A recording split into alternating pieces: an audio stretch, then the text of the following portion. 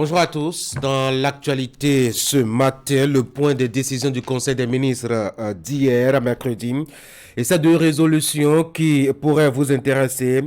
Le gouvernement qui déconseille vivement et dorénavant la publication des résultats des examens de fin d'année par mérite et par département. L'équipe à Patrice Talon y voit une appréciation peu objective des rendus des départements qui ne présentent pas les mêmes réalités scolaires. Les débatteurs passeront par ici en dire deux mots et partageront avec nous leur point de vue. Mais avant, Franck Aounou et compagnie sont appelés à analyser deux sujets, la radiation de 35 agents des effectifs de la police républicaine et la désignation hier des représentants des députés, les démocrates au sein des organisations nationales et sous-régionales. Nos échanges sont à suivre dans un instant. À suivre également dans l'actu matin de ce jeudi matin, deux invités sport.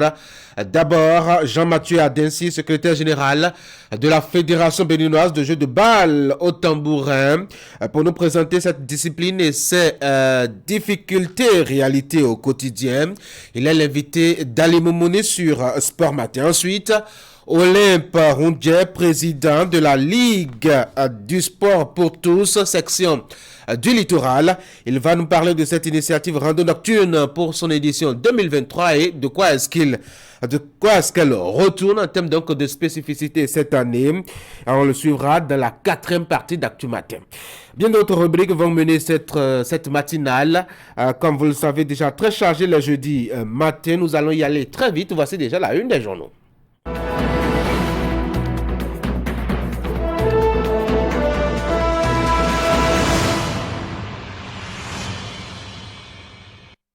C'est le premier rendez-vous d'information sur votre matinale, le tour d'horizon rapide des parutions en l'heure 1 et nous ouvrons avec fraternité, désignation des représentants de l'opposition dans les organes de l'Assemblée nationale. Les démocrates reviennent à la raison, a constaté le journal. Les décisions de la Cour ont été donc respectées. Salut le quotidien. Pour révéler les talents locaux, Canal Plus et le gouvernement créé A Plus Bénin. Le lancement a été effectué hier. Désormais, docteur en sciences économiques et de gestion, Célestin Adango décroche la mention très honorable. Nous passons à l'autre quotidien.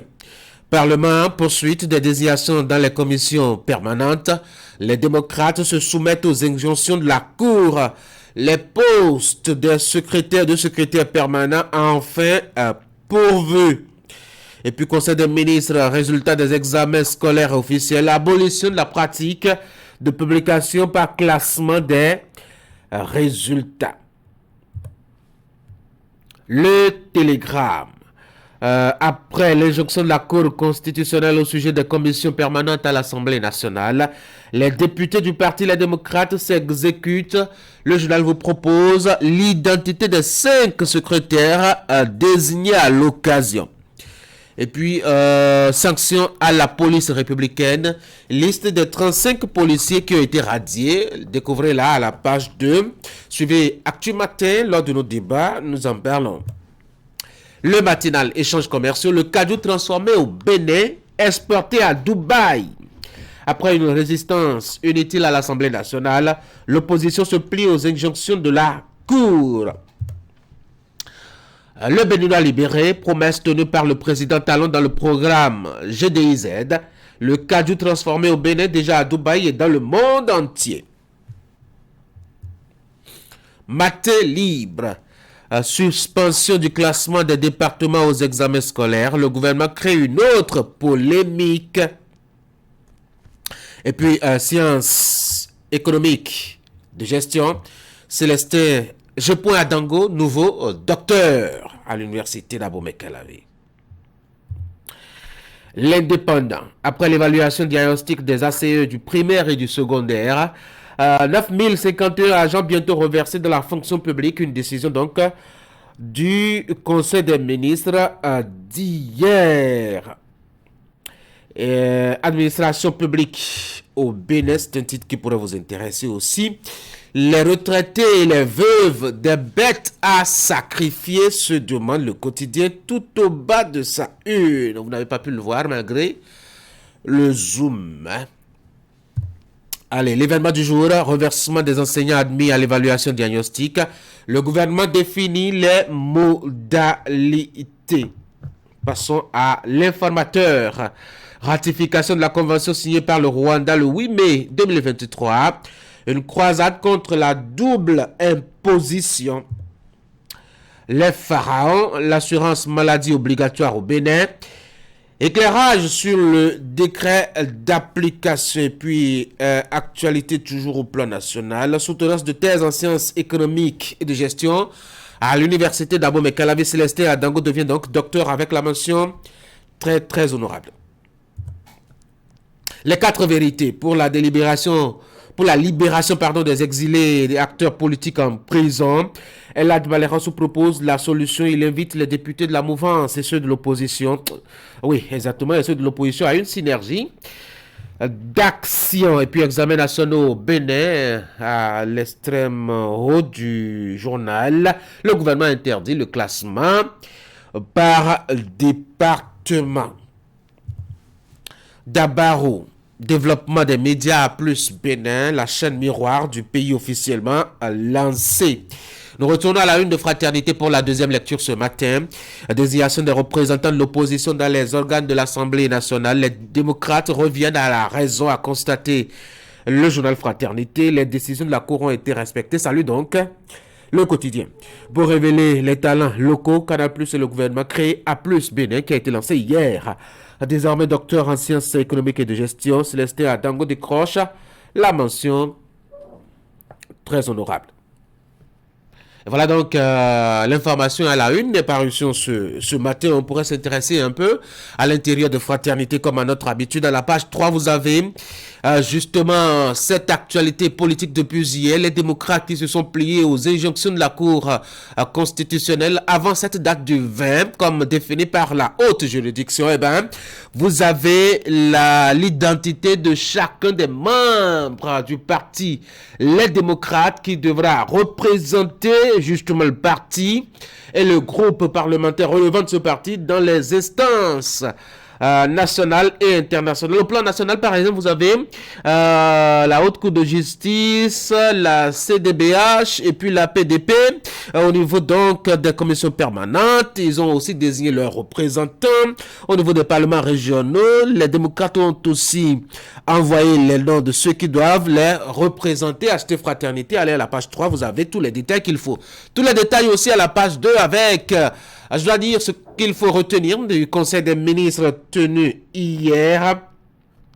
Le quotidien qui vous propose l'intégralité donc du relevé de ce conseil-là. Le gouvernement a décidé de reverser 9051 agents enseignants dans de 2 secteurs. Donc un agent avec un titre officiel avec l'État, acheté Fraternité, trouvez bien les moyens par lesquels le gouvernement veut bien se lier donc avec ces enseignants qui seront désormais reversés pour avoir suivi gentiment l'évaluation diagnostique entre-temps. Autre actualité qui pourrait vous intéresser, c'est cette insalubrité caractéristique.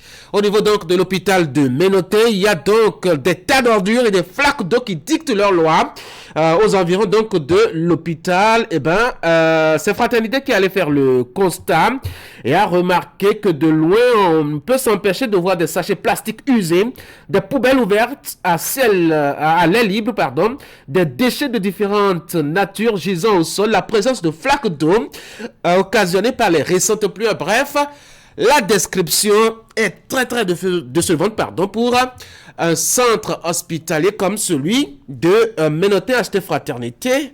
Informez, vous découvrez le visage donc de l'hôpital de Ménoté. À la page 10, vous avez droit donc à la page inter, toujours consacrée par Fraternité pour sa production chaque matin.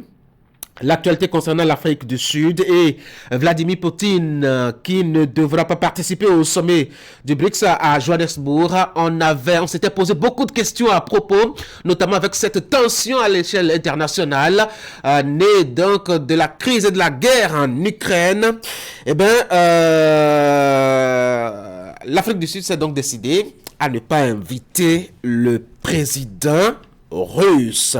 Il y a beaucoup d'autres actualités à l'échelle internationale que vous pouvez découvrir avec Fraternité. Et là, c'est à l'international. Au plan national, vous avez donc droit aussi à l'information à découvrir. Sur Actu Matin, ce sera le bulletin de l'information. Grâce à la rédaction de votre télévision que vous aimez si tant à Cotonou, la présentatrice Ingrid Day, bien installée déjà. Ingrid, bonjour. Bonjour Tanguy et bonjour à tous. Allez, dans votre bulletin à suivre tout à l'heure, on doit découvrir que le ministre des Affaires étrangères a fait hier, mercredi, le point du ministre sommet auquel le président Patrice Talon a participé mardi. Tenu à Abuja, la rencontre s'est penchée sur les questions politiques avec les transitions militaires dans la sous-région et sur l'urgence sécuritaire en Afrique de l'Ouest, nous dira sous peu Olusegun Bakari, le ministre des Affaires étrangères que vous avez à l'écran. Toujours dans ce bulletin, vous aurez également droit au point de presse du vice-président du Fonds international de développement agricole. Il était question pour lui de partager les résultats issus de ces rencontres avec les autorités béninoises. C'était à l'occasion de sa visite officielle. Voici le bulletin chez vous ce matin.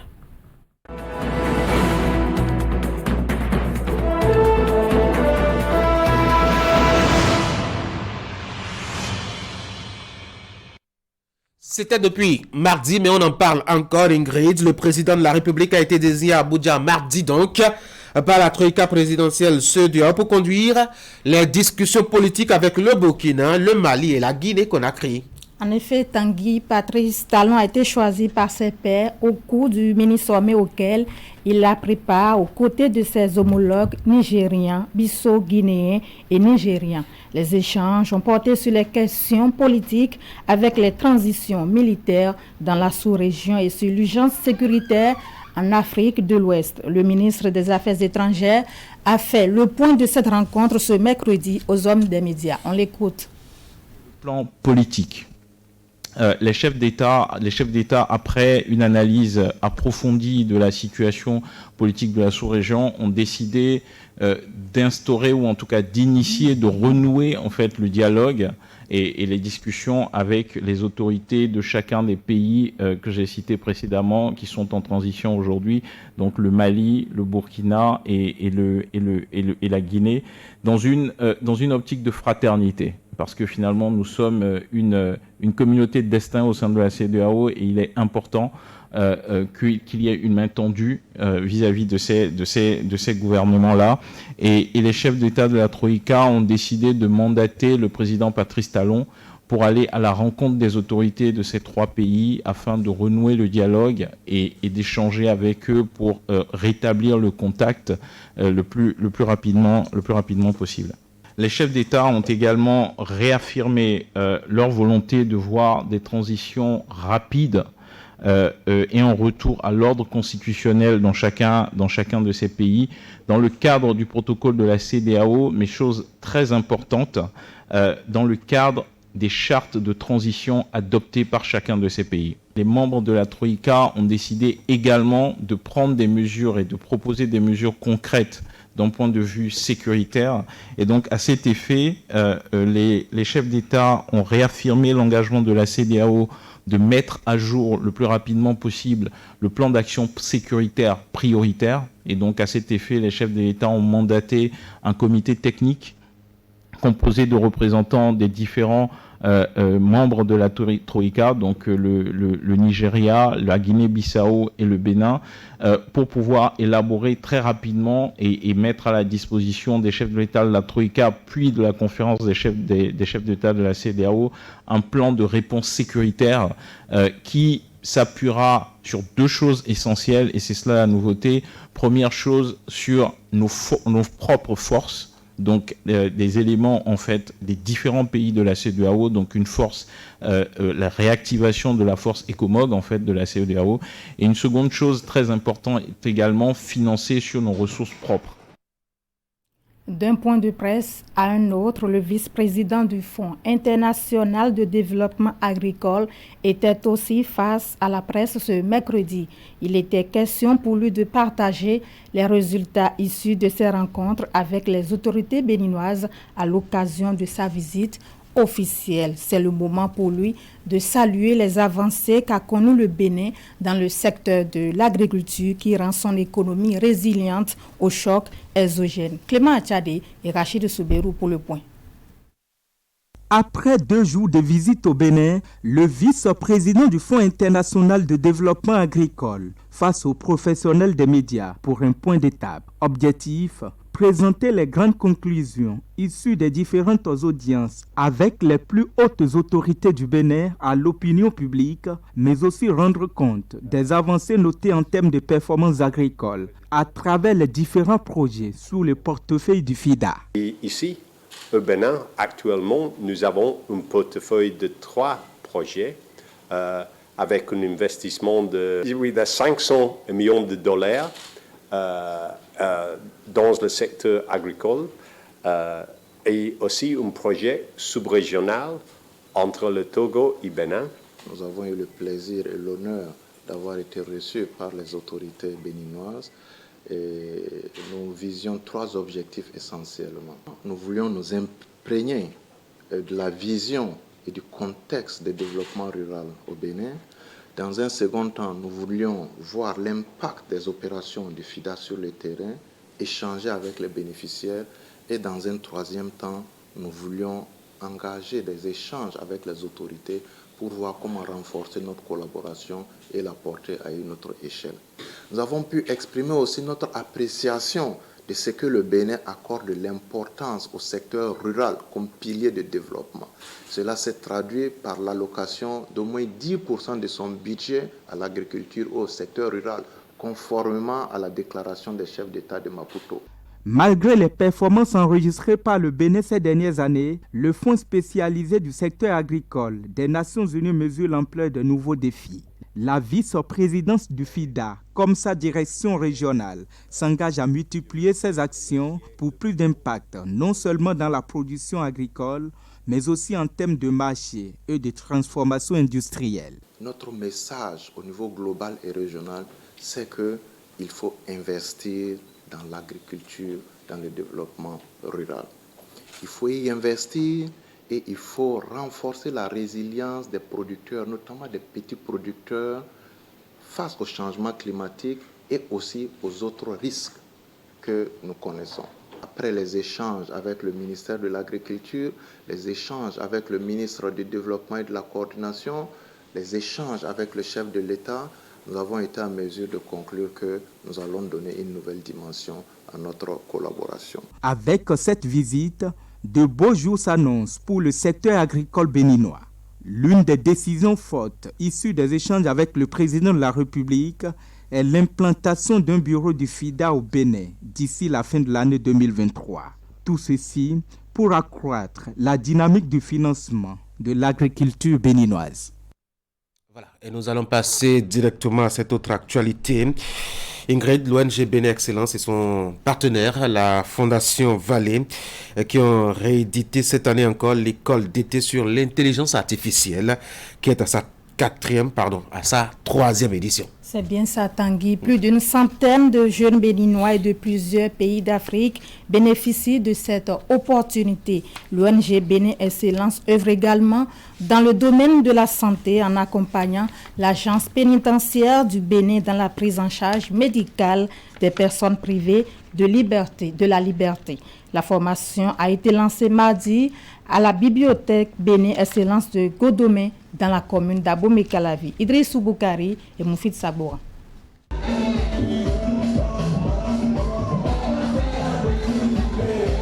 La troisième édition de l'école d'été sur l'intelligence artificielle s'ouvre ce mardi 18 juillet 2023. Initiative de l'ONG Bénin Excellence et de la Fondation Vallée avec l'appui du Programme des Nations Unies pour le développement. Pour ce grand rendez-vous de 2023, 150 jeunes venus de presque tous les pays d'Afrique francophone bénéficient des bourses de formation. Les participants sont constitués des catégories juniors et seniors. Pour l'organisation de la première édition, j'étais au four et au moulin. Je peux estimer à 90% ma participation à cette école d'été et à tout. À la deuxième édition, cette participation est descendue à 50%, c'est une estimation. Et pour cette troisième édition, je dirais que je ne compte que pour 10%. Ça montre que j'ai eu cette idée au départ, mais que finalement c'est le groupe Bénin Excellence Fondation Vallée, CAEB, PNUD, le gouvernement béninois, qui permet de continuer le projet et qui permettra de le pérenniser?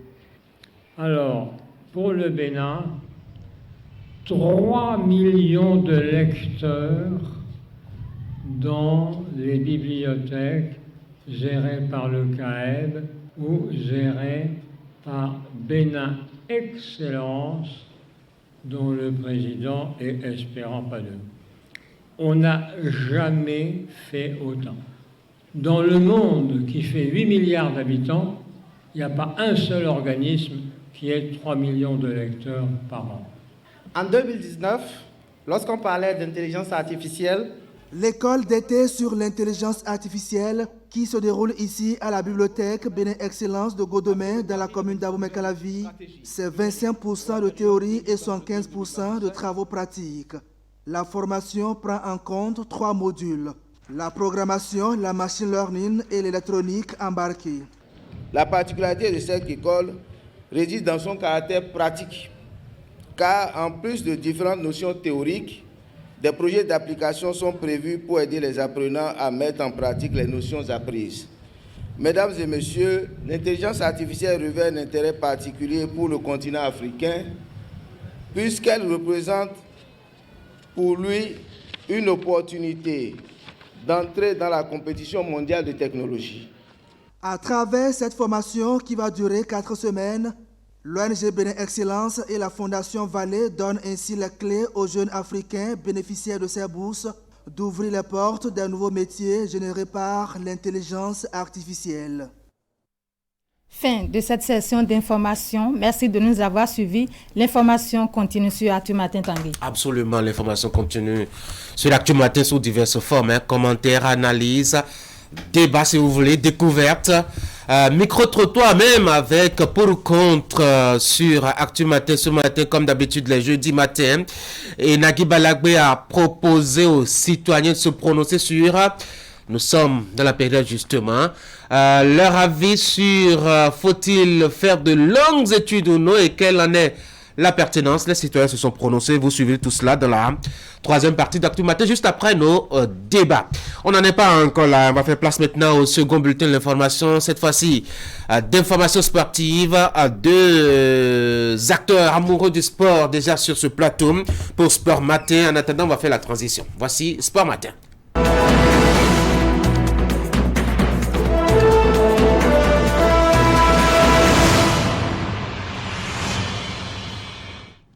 Il y a donc deux amoureux du sport sur ce plateau. Un qui n'est pas très habitué, Jean-Mathieu Adensi, secrétaire général de la Fédération béninoise de jeux de balle au tambourin, chargé de formation de la zone Afrique. Monsieur Adensi, bonjour. Bonjour. Bienvenue sur l'Actu Matin. Merci. Et un autre qui est permanemment de service du lundi au vendredi sur la rubrique. Allez, Mouni, bonjour. Bonjour Tanguy. Merci d'être là ce matin. Allez, on va parler donc...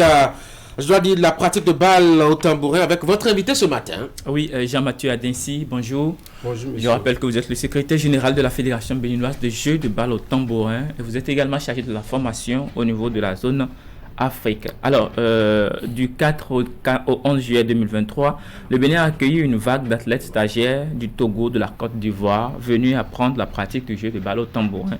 Allez, parlez-nous de cette initiative. Cette initiative, au fait, fait partie de la mission du comité de la région Afrique installé par la Fédération internationale du jeu de balle au tambourin lors de sa dernière assemblée générale en février passé. Et il s'agit pour le Bénin et chef de file de cette mission, de ce comité, d'étendre la pratique du jeu de balle au tambourin aux pays africains. Et nous avons à court terme atteint 10 pays. Ces 10 pays, nous venons de finir avec les 2 premiers pays qui se sont manifestés pour la pratique du jeu de balle au tambourin en Afrique. Alors, vous avez conduit vous-même la formation de Cotonou. Quels sont les thèmes qui ont meublé ces travaux? Est-ce une initiation ou bien un renforcement de capacité? Oui, et ce deuxième stage, je vous rappelle, après le premier qui s'est tenu au Bénin en décembre 2022, et avec l'appui de la FIBAT, la Fédération internationale du jeu de balle au tambourin, et l'arrivée des experts italiens. Ce deuxième stage, d'abord, c'est pour prioritairement l'initiation des nouveaux pratiquants, ceux qui n'ont jamais pratiqué le sport tambourin. Je voudrais parler de la Côte d'Ivoire, du Togo. Et aussi un renforcement pour les encadreurs qui ont été formés en décembre dernier, et également qui avaient poursuivi leur formation en Italie après la Coupe du Monde en février. Donc ça a été pour certains d'entre eux une période de renforcement de leurs capacités, et ce qui nous a permis d'avoir un bon résultat au terme des travaux. Alors, si aujourd'hui le Bénin est sollicité pour donner ces formations, est-ce que c'est possible, peut-on dire que le Bénin est devenu une école en la matière? Oui, le Bénin est une école en la matière, et déjà je peux vous rappeler que le Bénin, le sport tambourin est déjà sur la liste des disciplines enseignées au niveau de l'Institut national, et au niveau de l'INEPS, je voudrais dire.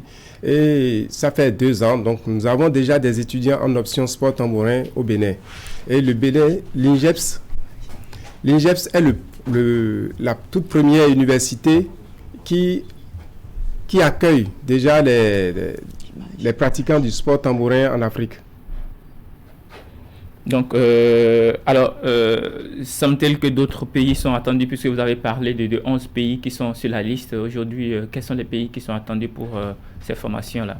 Les pays qui sont attendus, il y a le Cap-Vert, la Guinée, et puis le Burkina Faso.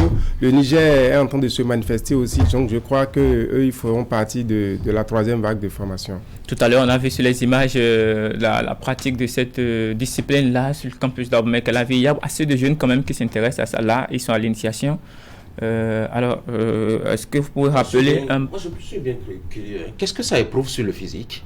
Les bras, la poitrine, l'équilibre? Oui, l'équilibre, l'agilité, la condition physique, et ça sollicite pratiquement tous les muscles des membres. Ah bon? Donc, c'est un sport transversal qui permet à celui qui le pratique dès le bas âge de pouvoir facilement s'adapter aux autres types de sports. Quelles sont les règles? Les règles, c'est simple, c'est d'éviter 2 rebonds dans sa zone. Il n'y a pas de passe entre partenaires. Et il y a également que vous jouez uniquement sur le terrain, et il n'y a pas à jouer la balle en dehors du terrain. Donc, c'est les règles élémentaires. Et la balle ne doit pas vous toucher le corps. Et, bon, c'est les fondamentaux. C'est les principales règles. Ok, apparemment aussi, il y a le matériel qui coûte extrêmement cher. Et donc, aujourd'hui, il y a des clubs au Bénin qui sont vraiment en difficulté. Oui, et le matériel coûte cher parce qu'il n'y a que 2 fabriques. Il n'y a que 2 fabriques et dans le monde entier, il n'y a que 2 fabriques, et en Italie et en France. Et pour l'acheminer vers le Bénin, c'est tout un problème pour nous. Donc, ce qui fait que ça revient un peu cher.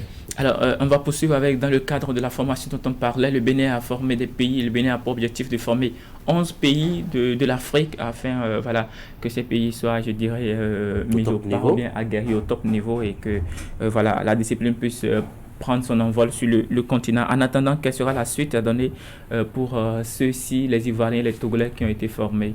Déjà, nous préparons à envoyer des techniciens, et des techniciens qui iront les assister. L'objectif, c'est d'aller à notre première édition de Cannes, de la Coupe d'Afrique du jeu de balle au tambourin. Oui. Et il faut que la qualité du jeu soit au top niveau. Donc, dans ce contexte, ceux qui viennent de faire leur formation vont recevoir également d'autres formateurs au niveau de leur pays pour les accompagner sur une dizaine de jours. Et ce serait une occasion pour ceux qui n'ont pas pu faire le déplacement de suivre. Donc, ce serait un peu comme ce qui s'est passé au Bénin, une initiation pour d'autres et un renforcement pour d'autres. Le deuxième objectif pour lequel nous sommes en train de développer cette activité de promotion du jeu de balle au tambourin est que nous voulons mettre en place un projet que nous avons initié, le Bénin a initié, qui a été adopté à l'AG, le sport tambourin à l'école. Et déjà, je peux vous dire que le Bénin doit commencer ce projet avec 100 écoles pilotes dès la rentrée prochaine. Et dans les pays qui vont s'aligner dans la même logique que nous, il y a 10 écoles pilotes par pays qui doivent faire cette expérience-là pour que nous puissions atteindre les objectifs, que le sport tambourin en Afrique soit l'avenir du sport tambourin. Alors, on peut déjà constater que le Bénin a beaucoup avancé. Le Bénin a d'ailleurs participé à une Coupe du Monde très récemment. Alors aujourd'hui, où est-ce qu'on en est quand on parle du Bénin dans le monde? Le Bénin a participé à 2 Coupes du Monde. Et là, c'est pour vous dire qu'il y a plusieurs variantes du jeu de balle au tambourin. Il y a le jeu à l'extérieur, le jeu en salle. Le Bénin n'ayant pas de salle, et l'Afrique n'ayant pas assez de salles, nous avons adopté le jeu de salle à l'extérieur sur un terrain sur les planchers, les terrains de hand que nous avons au pays. Et ça a été adopté également par la FIBAT, que la pratique en salle peut se pratiquer à l'extérieur. Bon, et concernant les variantes, nous avions participé à la variante de salle, la Coupe du Monde en salle, c'était en février passé. Le Bénin a fini 7e de la compétition chez les hommes et 5e chez les dames. Et pour la variante, le jeu à l'extérieur, ça se joue sur un espace plus grand, et 80 mètres sur 20. Et le Bénin a participé à la Coupe du Monde de cette variante-là en septembre 2022. Et puis, le Bénin a fini la compétition 4e. Voilà. Merci beaucoup. Jean-Mathieu Adinsi, je rappelle que vous êtes le secrétaire général de la Fédération béninoise de jeu de balle au tambourin, chargé de formation également de la zone Afrique. Merci d'avoir accepté notre invitation. Il ne va pas partir sans que je touche à son instrument de jeu. J'avoue que... j'avais cru que c'était vraiment lourd, enfin, que ça c'est pesant. Alors, comment on met ça? Comment on tient ça? Voilà, vous mettez votre main dans la ceinture, là, ok. Et avec votre pouce, vous pincez votre tambourin, là, pour le tenir solidement. Pour le tenir solidement. C'est ça. Le tambourin doit faire avec votre avant-bras 1. Ah, d'accord. Voilà. Donc, il suffit que vous arrivez... Alors, il n'y a pas de mouvement au niveau du poignet, là, c'est ça? Ok. Il n'y a pas de mouvement au niveau du poignet. Mais ça éprouve, là, hein, j'imagine. Non, ça allait, mais c'est trop facile. Attendez, je vais voir ça, je vais m'y essayer. Peut-être que je vais devenir pratiquant de ce sport-là. Alors, je fais comme ça, c'est ça, hein? Voilà. Oui. C'est bon maintenant? Oui. Et puis, voilà. Là, ça déjà... Oui, je vais voir si je peux faire en même temps quelques... Ah, tiens, vous voyez, je joue bien, non? Merci beaucoup à vous, monsieur Adessi, d'être placé sur Actu Matin. Allez, on va passer les nouvelles pêle-mêle à l'Imomouni déjà. L'information à l'échelle mondiale, hein, ça concerne le football et c'est les femmes. La Coupe du Monde, comment ce sera en Océanie? Oui, Tanguy, ce sera une organisation bien entendu entre la Nouvelle-Zélande et puis l'Australie qui accueille donc cette compétition. Le match d'ouverture aura lieu ce matin même à 8h, donc c'est-à-dire dans quelques minutes. Prenez rendez-vous devant vos écrans pour suivre ces rencontres qui seront très intéressantes. Ce sont bien sûr les dames qui vont s'affronter. En dehors de cette explication d'ouverture, Nouvelle-Zélande-Norvège, il y aura à 11h au niveau du groupe et l'Australie qui fera son entrée en liste également. Ce sera face à l'Irlande. Voici les rendez-vous qui concernent le mondial féminin qui démarre ce matin. On va faire un tour de la Côte d'Ivoire pour vous annoncer donc la finale de la deuxième édition du tournoi de l'UFOA qui a démarré et qui a eu lieu depuis, qui se déroule depuis quelques semaines déjà. Et donc la finale c'est aujourd'hui à partir de 18h30. Le Burkina Faso affrontera la Côte d'Ivoire. Rappelons que la Côte d'Ivoire est le tombeur du Bénin, l'équipe qui a éliminé le Bénin en demi-finale sur le score de 3 tirs réussis contre 2. C'était lors des épreuves fatidiques des tirs au but. On revient au pays pour parler désormais du tournoi de proximité, deuxième édition donc la deuxième quart de finale de ce tournoi de l'indépendance qui se déroule du côté du terrain de Midambo. Le 3e arrondissement affrontera à 16h le 6e arrondissement de Cotonou.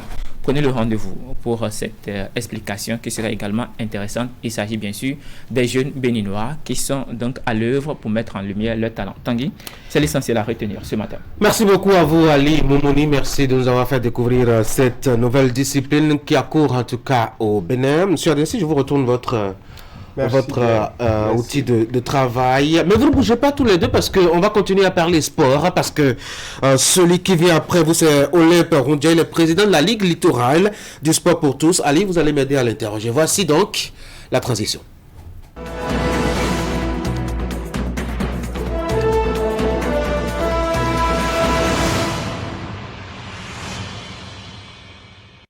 Monsieur Rondia, bonjour. Bonjour, cher ami Tanguy. Alors, je rappelle que vous êtes Olympe Rondia, président de la Ligue du Littoral du Sport pour tous.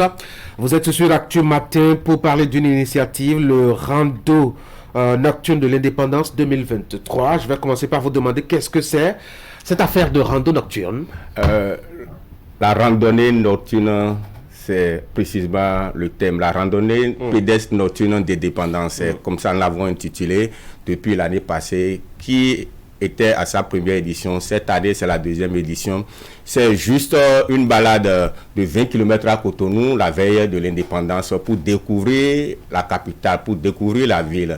L'objectif étant de booster le sport d'entretien, de booster le bien-être. Également, nous visons la cohésion sociale, puisque à la veille de l'indépendance, vous n'êtes pas sans savoir que nous sommes pratiquement au niveau de Cotonou, dans la fièvre de l'indépendance, et donc avec les militaires, les civils, les clubs de sport d'entretien, nous avons pris cette initiative, bien sûr, pour promouvoir la cohésion sociale. C'est quoi? Pourquoi la nuit? La nuit, oui, parce que vous n'êtes pas sans savoir que l'OMS a institué 30 minutes de sport par jour. Alors, à Cotonou, et pour la majorité, nous sommes en situation administrative, en situation de travail.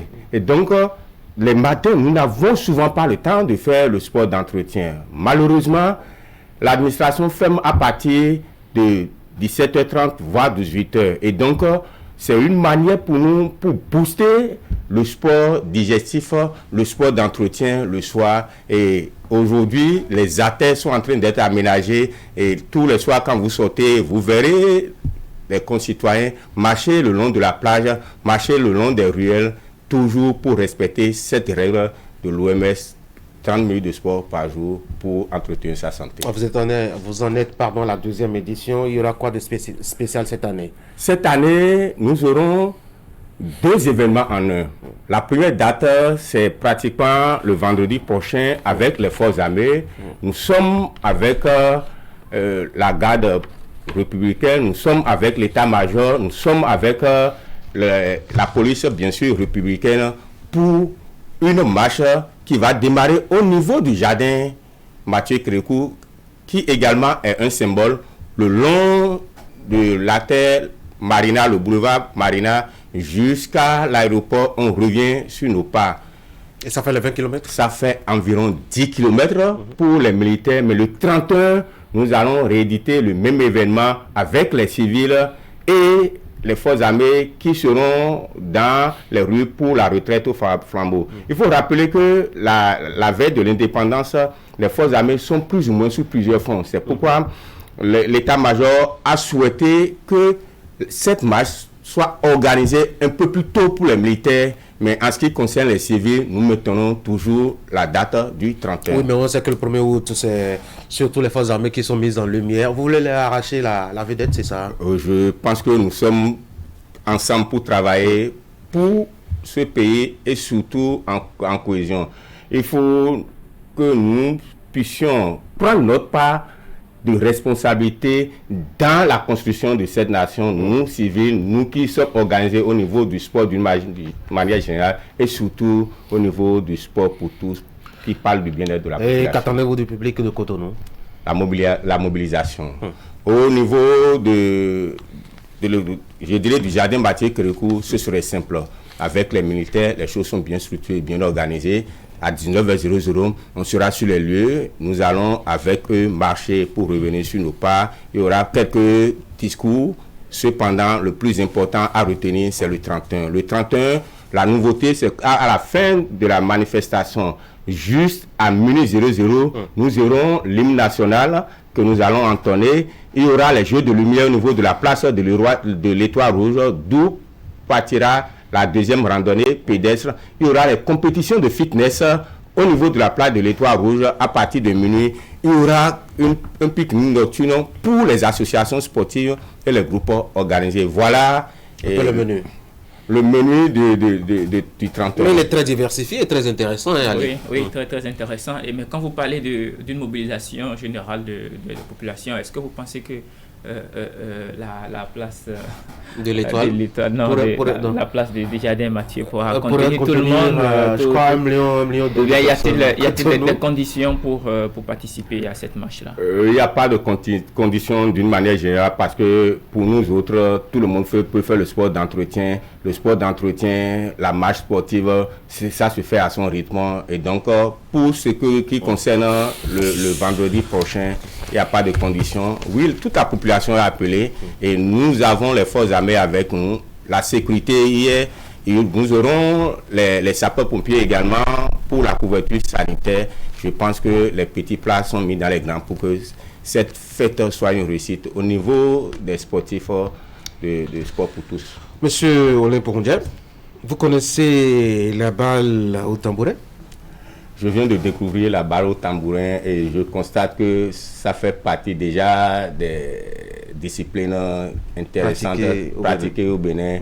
Et le tambour étant également une culture africaine, la balle au tambourin vient ajouter une fois de plus à tout ce que nous avons comme, je dirais, culture et c'est ça aussi la diversité au niveau du sport. Je vous conseille vivement alors de pratiquer ce sport-là. Allez, vous avez un nouvel adepte désormais, donc la fédération grandit et grossit. Allez. D'ailleurs, je me ferai le plaisir d'être à cette randonnée. Pourquoi pas? Pour accompagner. Il faut tonifier les jambes pour avoir du tonus dans les bras et dans la main pour votre discipline. Allez les gars, solidarité sportive, c'est très bien. Merci beaucoup d'être passé sur l'Actu Matin. Monsieur Ali Moumouni, merci d'être passé par là. Je dois dire un grand merci pour l'aventure hebdomadaire. Ça va s'arrêter pour nous deux aujourd'hui. Demain, vous verrez à ma place ici au Wahab Ali Para pour le dernier acte de cette semaine. Monsieur Olympe Rondier, président de la Ligue du Littoral du Sport pour tous, merci d'être passé sur l'Actu Matin. C'est un plaisir. Et puis Jean-Mathieu Adessi, secrétaire général de la Fédération béninoise de jeux de balle au tambourin. Merci d'être passé sur l'Actu Matin. Bonne journée. Merci aussi. Mesdames et messieurs, on va marquer une pause. Le temps d'installer par ici Franck Aounou, ce sera pour son commentaire. S'en suivra alors le débat. Voici la pause.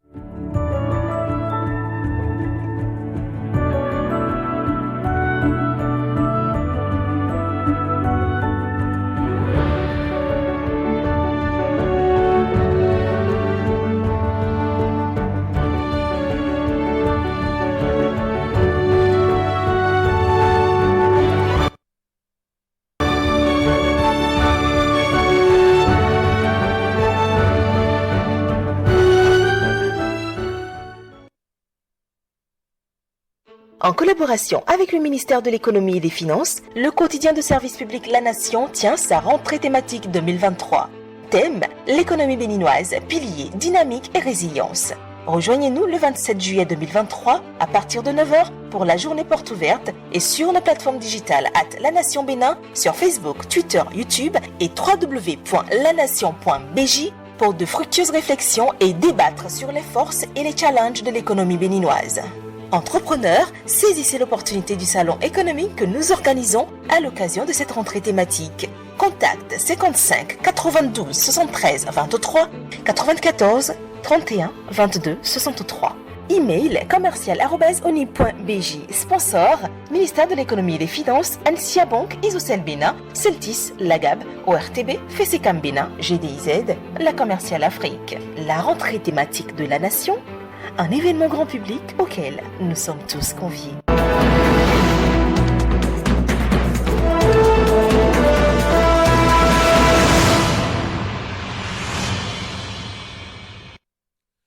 C'est la troisième partie d'Actu Matin. Vous aurez à suivre le pour ou contre de Nagui Balagbe qui s'intéresse un peu à cette affaire donc d'études supérieures. Faut-il faire de longues études désormais pour gagner sa vie?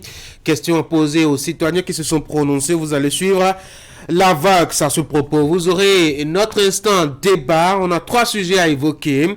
On va parler d'abord et vers la fin des résultats des examens de fin d'année. Il n'y a que le Conseil des ministres a jugé peu pertinent désormais de faire des classements par département pour parler donc de l'excellence au niveau donc des examens de fin d'année. De quoi retourne cette recommandation? On va analyser cela dans tous les sens. On va parler aussi de l'Assemblée nationale avec les députés, les démocrates qui se sont décidés à respecter et à se plier à la décision de la Cour constitutionnelle qui leur demandait de désigner leurs représentants au niveau donc des institutions nationales et sous-régionales. Et puis, le troisième sujet, c'est par là d'ailleurs qu'on va commencer. C'est une question de sécurité nationale. 35 agents de la police nationale ont été radiés. On parle maintenant de police républicaine. De quoi est-ce que retourne l'affaire? Eh bien, Franck Aounou nous propose son commentaire ce matin. Franck, bonjour. Bonjour Tanguy. La police est à l'épreuve des radiations. Vous nous dites, une bonne trentaine d'agents de la police a donc été définitivement exclus des rangs officiels. L'information a été relayée par plusieurs médias ces dernières heures. Franck, de quoi est-ce que ça retourne? Alors, très exactement, eh bien, il s'agit de 35 policiers qui sont virés des rangs par le directeur général de la police républicaine. Raison évoquée, absence non justifiée pour une durée de 30 jours d'une part et absence illégale pour une durée cumulée de 15 jours, de plus de 15 jours sur une période d'1 an. D'autre part, ce faisant, eh bien, l'inspecteur général de police de 2e classe, Soumaïla Yaya, reste collé aux textes de loi qui régissent le fonctionnement de l'unité dont il a la charge, avec raison donc, et après plusieurs rappels à l'ordre pour permettre à ces fonctionnaires de police de rejoindre leur poste qu'ils ont déserté sans donner la moindre information, le patron des flics s'est vu obligé d'appliquer ces sanctions qui semblent les plus sévères dans ces cas de figure. Pour faire plus précis, c'est en l'application des dispositions de l'article 165 de la loi 2017-42 du 2 juillet 2018 portant statut des personnels de la police républicaine et de l'article 164 de la loi 2020-16 du 3 juillet 2020 portant statut spécial des personnels de la police républicaine. Une décision qui a fait le tour de la toile et qui fait suite à un rapport en date du 2 mai 2023 relatif à la proposition de radiation des effectifs de la police républicaine de 100 fonctionnaires pour cause d'absence non justifiée ou illégale. Toute analyse faite, Tanguy, eh bien, la démarche du DGPS semble ne rien avoir d'arbitraire puisque elle suit une procédure prévue par la loi. Je sais par exemple que j'ai surpris, notamment sur la chaîne de télévision nationale et sur la radio nationale, des communiqués invitant instamment des agents de police qui se sont fait des repos prolongés sans prendre au préalable l'autorisation de leur patron à revenir. Des délais leur avaient été même fixés et tenez-vous tranquille, sur la liste figurent aussi bien des hommes et des femmes. Alors vous dites que tout cela, c'est dans la limite des règles telles qu'elles sont prévues. Pourquoi est-ce que vous en faites un souci ce matin? Parce qu'au-delà du souci de faire respecter la loi, cette décision me pose 3 problèmes majeurs. Tout d'abord, cette trentaine de policiers sortis de l'effectif constitue une grosse perte pour la nation parce que leur formation a eu un coût. Le ratio population-policier était très loin d'être atteint. Ce casse était là. Quand vient encore cette décision de radiation, cela voudra dire que le fossé s'élargit encore plus et que le nombre de flics formés avec les sous du contribuable, que dis-je, nos sous, vos sous pour assurer notre sécurité est désormais réduit. Et dans un contexte où les défis sécuritaires se posent avec acuité, avec à la clé les menaces terroristes, on peut tout souhaiter, sauf la diminution du nombre très insuffisant de l'effectif des forces de l'ordre. Ensuite, tous ces policiers chassés du corps sont désormais dans la nature, remis peut-être à la disposition de leur famille, mais il reste une évidence que ces derniers savent manipuler les armes et ont acquis des techniques de sécurité. Tout ça ne constitue-t-il pas une source d'inquiétude? Dans le lot, les plus intègres se convertiront peut-être dans d'autres secteurs d'activité. Quant à ceux qui vont se laisser corrompre par les vicieux, les vices de la société, bonjour les dérapages. Je n'ose pas y penser. Et puis enfin, cette décision de radiation ne relance-t-elle pas la question de la gestion des ressources humaines à la police républicaine? Il se murmure d'ailleurs à voix basse dans les rangs des flics que le personnel est démotivé et découragé. Les autorités actuelles de la police républicaine ne feraient pas trop preuve d'ouverture de sorte que les vrais problèmes qui se posent à la base ne leur sont pas vraiment remontés. Aussi, l'esprit de la réforme de la fusion de l'ancienne police nationale et de la gendarmerie nationale est-elle toujours préservée? La machine est-elle suffisamment huilée depuis la mise en œuvre de cette réforme pour le moins salutaire? La cohabitation marche-t-elle toujours comme prévu au départ entre policiers et gendarmes appelés désormais à ne faire que? Voilà autant de questions et d'interrogations que suscitent ces radiations. Ces fonctionnaires de police qui n'ont pas le droit de s'exprimer comme nous les civils veulent bien savoir que leur carrière est bien gérée, que leur avancement se fait de façon régulière, mais selon les confidences et les indiscrétions, ce ne serait pas toujours le cas. Ça traîne parfois. Eh bien, je pense qu'il faut partir de ces cas de désertion pour faire un bilan de la réforme, de la fusion, organiser des séances d'écoute pour vider les préoccupations qui sont celles des agents subalternes, parce que ce sont les plus concernés, revoir le système de management des ressources humaines à la police républicaine. Nous sommes à la veille de la fête nationale, cela nous interpelle et il faut travailler à arrêter la saignée dans l'effectif des policiers. Merci à vous, Franck Aounou, pour ce test qui commente cette actualité au niveau de la police républicaine. La direction a décidé de se passer des services de 35 de ses agents qui, pour une raison ou une autre, ont été en porte-à-faux avec les principes de fonctionnement donc, de la corporation. Allez, ce sera donc le premier sujet qu'on va aborder pendant nos discussions. Et j'ai avec moi déjà en plateau Eric Deguedin. Bonjour. Bonjour Tanguy. William Cliquant, bonjour. Bonjour Tanguy, bonjour à tous. Alors, 35 agents radiés de la police républicaine. Franck en fait un gros souci, hein? Vous vous en inquiétez, vous? Oui, parce que c'est un secteur sensible. Nous parlons de la sécurité, voyez-vous. C'est vrai que la radiation, les départs, les démissions ne sont pas seulement l'apanage de l'armée béninoise. Partout au monde et partout ailleurs, on peut constater cela.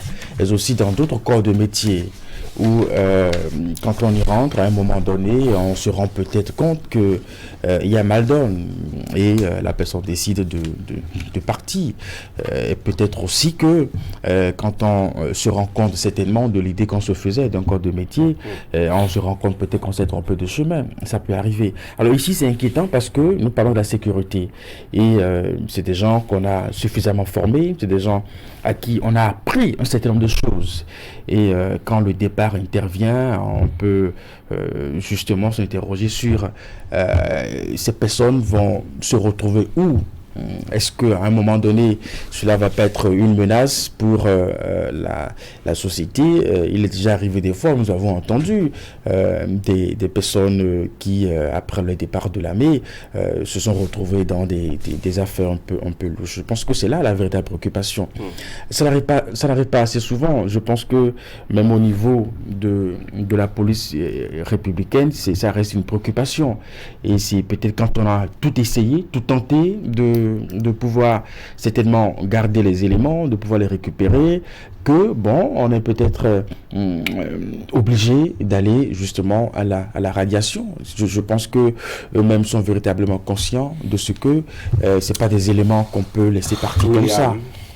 Vous savez, dans la fonction publique, je crois que la radiation est au rang des sanctions de 3e degré. Donc, je pense que pour être radié, un agent public, qu'il soit d'un corps particulier comme la police républicaine ou un autre, doit passer quand même l'étape des premières, deuxièmes sanctions avant d'en arriver là. Donc, si déjà le patron des flics a pu prendre cette décision, c'est que ce sont des agents qui, quelque part, ont eu des manquements sur une durée, et Franck l'a rappelé, c'est 15 jours pendant un an ou 30 jours successifs sans faire signe de vie. Et vous savez, moi je compte sur le bon fonctionnement des mécanismes administratifs de la police républicaine pour ne pas prendre une décision comme celle-là, à la va-vite ou à l'arbitraire, et que ce soit justifié. Et je compte également sur la culture de ces policiers qui se sentiraient lésés. Parce que on parle de désertion. Ça voudrait dire que délibérément, certains ont refusé d'occuper le poste. Ce serment qu'ils ont prêté d'assurer la sécurité des Béninois, à un moment donné, ça les a fatigués et ils ont pris, je ne dirais peut-être pas la clé des champs, mais ils ont déposé les armes. Ça ne leur dit plus. Ou il y a d'autres dont les motifs d'absence sont peut-être bien justifiés et qui se sentiraient lésés par cette disposition. Mais là, c'est très facile. Vous savez, des mécanismes de droit administratif là-dessus sont clairs. Ils peuvent faire... à propos de quoi on s'inquiète, c'est la question de sécurité. Qu'est-ce qu'ils deviennent et est-ce que ça continue de maintenir l'équilibre sécuritaire? Parce que le nombre il est quand même impressionnant. 35 policiers, je ne sais pas combien ils font exactement au plan national. Je suis d'accord, mais 35, c'est une purge, on le voit bien, mais ce n'est pas forcément un chiffre qui dégraisse très considérablement l'effectif des flics. Ils sont quand même un certain nombre de milliers au Bénin. Et de l'autre côté, s'il y en a parmi eux qui trouvent que c'est injustifié, ils ont des recours préalables, ils ont des recours hiérarchiques à faire. La loi va leur permettre pour le faire. De se faire justice. Oui, Franck. Oui. Je l'ai précisé, c'est 35 dans un lot de 100. Parce que le rapport a précisé que la radiation visait au moins 100 candidats, 100 fonctionnaires de police. Certainement que ces 35-là sont partis en attendant qu'on étudie le cas du reste. Moi, je pense que c'est vraiment inquiétant. Et cela m'amène à interroger, en tout cas, le processus de recrutement de ces agents de police. Comment ça? Parce que, en réalité, moi, je pense que s'engager pour la sécurité d'une nation, ça doit être une vocation. Lorsque les gens sont là, ils n'ont pas de boulot et on lance les concours de recrutement, ils disent allons essayer, ça marche, et ils rentrent dans les rangs et ils se rendent compte peut-être après que là-bas, ça ne se passe pas toujours comme ce qu'on aurait pensé. Ils ont imaginé. Et voilà, vous êtes dedans, on vous refuse par exemple de rançonner, on vous refuse de parler, on vous refuse C'est quoi la vocation, Franck? Non, la vocation, on est dans un pays qui a quelques soucis avec la disponibilité de l'emploi. Non, la vocation, c'est de savoir que vous allez faire un minimum de sacrifices. Lorsque vous êtes un agent de sécurité, vous êtes une force de l'ordre, vous ne pouvez pas être dans le luxe opulent comme un politicien ou je ne sais pas. Peut-être qu'il faut leur faire une formation préalable avant d'engager le recrutement. William, les réunir, les informer surtout de ce que c'est que la police, de ce que c'est que le job d'un flic. Je ne pense pas que ce soit suffisant. C'est une éducation civique générale plutôt, dans tous les corps de la fonction publique. Vous savez, aujourd'hui, quand vous voyez la façon dont les condamnations pleuvent à la criette pour blanchiment illicite ou pour certaines infractions, vous sentez que les gens n'ont pas compris que quand vous êtes agent de la fonction publique, même quand vous avez une ferme dans votre village, tout ce qui vient de la ferme doit rentrer dans votre ménage. Si un seul tombe dans l'espace commercial, c'est que vous êtes sous le coup de la loi et vous pouvez être incarcéré pour blanchiment de capitaux, enrichissement illicite. Pour vous dire, au fait, les gens ne savent pas que s'engager dans un corps de l'État, quel qu'il soit, être agent public, être enseignant, être, je veux dire, personnel des forces de sécurité comme la police ou de l'armée, c'est un engagement patriotique. Vous savez, ailleurs, les gens vont à l'armée ou à certains corps, tout aussi sensibles qu'ils sont, en raison de leur engagement patriotique. Je ne sais pas combien nous sommes engagés. Il faut fouetter cet engagement. Pour moi, c'est à l'école. On a un détachement vraiment prononcé des citoyens, des Béninois, par rapport à ce qui est public, par rapport à leur pays, par rapport à l'amour. Absolument. On trouve que le public, c'est gratuit, on trouve que le public, c'est moins contraignant, mais ce n'est pas le cas. Moi, je pense que c'est à l'école, dans les universités, dans les salles de classe au secondaire, qu'il faut dire aux gens, s'engager pour l'État, c'est s'engager pour la patrie, s'engager pour l'État, c'est se donner. Et je ne pense pas que les flics manquent de patriotisme, peut-être quelques-uns et tout. Et quand Franck parle de manque de vocation, si on doit faire un sondage dans tous les métiers, je dis tout, les métiers Chacun au se Bénin, et qu'on va voir ceux qui ont eu la vocation à venir à un emploi ou à un autre, on aura un désastre. Justement, je pense que le sacrifice auquel Franck fait allusion n'est pas une exigence exclusive de ce corps de métier. Et je rejoins un peu William, c'est pratiquement dans tous les corps de métier.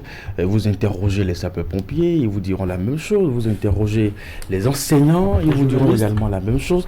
J'allais finir par là, les journalistes.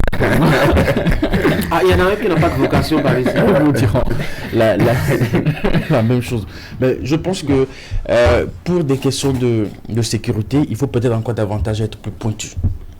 Parce que le risque est suffisamment énorme où il faut assurer la sécurité des personnes et des biens, et par là, et peut-être au niveau du recrutement, vraiment s'assurer que les personnes qui s'engagent sont véritablement prêtes, n'est-ce pas, à y aller. Mais je pense que quand on voit l'effectif des départs par rapport à ceux qui continuent par être actifs, on peut continuer par croire que au niveau de notre armée générale, nous avons vraiment des acteurs qui sont conscients de ça et qui jouent véritablement ce rôle. Oui, mais l'inquiétude, c'est quel est l'impact que ceux-là pourraient avoir sur la question de sécurité chez nous, quand on sait qu'ils savent manier les armes, qu'ils ont acquis des techniques intellectuelles et physiques, des aptitudes physiques aussi à manœuvrer des armes, etc. Et qu'ils connaissent, je dois dire, comment se présente un peu le maillage, je dois dire, sécuritaire national. Autant c'est une préoccupation pour nous, autant c'est une préoccupation pour l'hiérarchie militaire, qui est véritablement conscient de ça. C'est des gens à qui on a appris un certain nombre d'aptitudes, de capacités à se défendre, à manier les armes et puis tout ça. Et c'est pour ça que je dis que ce n'est pas de gaieté des cœurs qu'on arrive à prendre de pareilles décisions, puisque on est convaincu que c'est des gens qu'on lâche dans la nature avec toutes ces capacités. Alors, il y a peut-être un mécanisme de suivi, je sais pas, il y a peut-être un mécanisme où on essaye peut-être d'avoir un regard. Il y en a qui sont carrément introuvables, Franck. Oui, ils sont introuvables. Mais toujours que quand ces personnes quittent et se retrouvent dans la société, l'État reste l'État. Et puis, si ces personnes arrivent à poser des actes qui ne sont plus en cohérence avec la loi, l'État rattrape, je sais que pour rassurer, ils seront condamnés. Pour rassurer les populations, leur paquetage, je ne sais pas, c'est comme ça on l'appelle, leur sont retirés. Pour ceux qu'on retrouve, peut-être, parce qu'il y en a qui traversent la frontière qui s'en vont.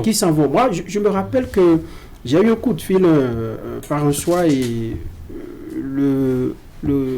celui qui m'a appelé se présentait comme un agent de police. Il m'a dit ceci: je sais que vous êtes journaliste, les fonds Covid qui avaient été déployés pour nous payer, parce que on nous a déployés pour, dans le cadre de la Covid, faire un travail, mais jusque-là, nous n'avons pas eu nos primes. Et cela, c'était bien après qu'on a fait le bilan de la Covid, et ainsi de suite.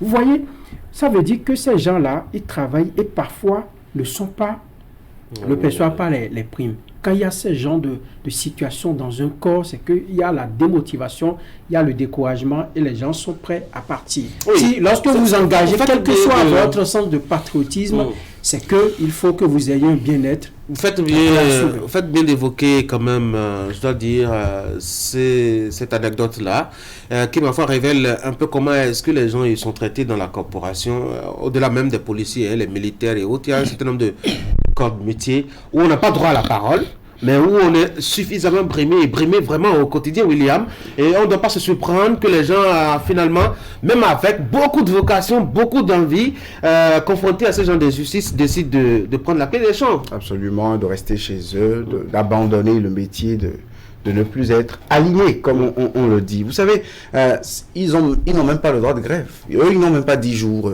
dans l'année comme les autres. Et en raison de la sensibilité de leur corps de métier, en raison de la vocation. Moi, je pense que dans un contexte... C'est des gens qui sont suroccupés. Absolument. C'est-à-dire que ils vont au boulot vraiment... Et avec, vous savez, leur boulot est d'autant plus risqué que toute autre chose.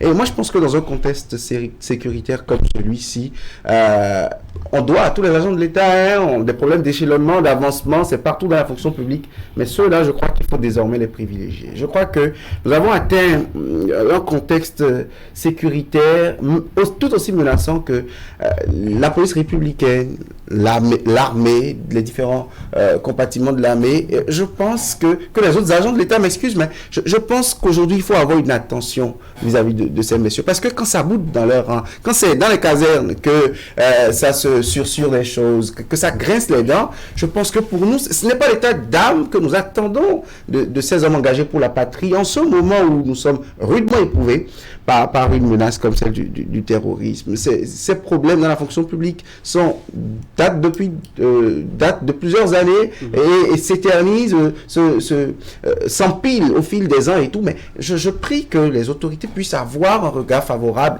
et bienveillant pour voir ce qu'on peut faire pour davantage améliorer leurs conditions. Parce que même le traitement salarial à leur niveau. Vous pensez aujourd'hui que s'engager avec les armes dans une patrie comme celle-ci, vous savez, depuis quelques années qu'on lance des concours pour la police ou l'armée, vous voyez des gens très réticents, ou parfois même on ne trouve pas le nombre, on proroge le délai. Parce que maintenant ils sont passionnés pour le dernier concours militaire. J'ai vu parce qu'il était un recrutement spécial.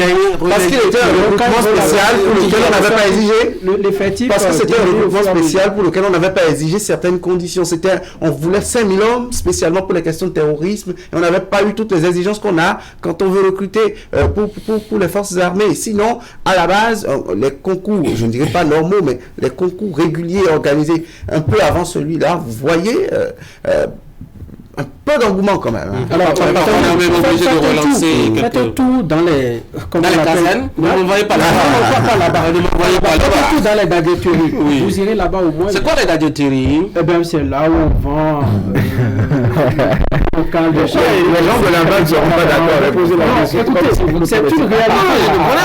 C'est gadgeterie. Dites des kiosques. Ah, d'accord. De vendre de la boisson locale. Oui, c'est ça. D'accord. Alors, quand vous rendez là-bas, à partir de 6h, 5h30, 6h, vous voyez, comme on les appelle, les corps kaki, qui défilent pour se doper, pour boire, pour tenir la journée, mais ils ont des soucis.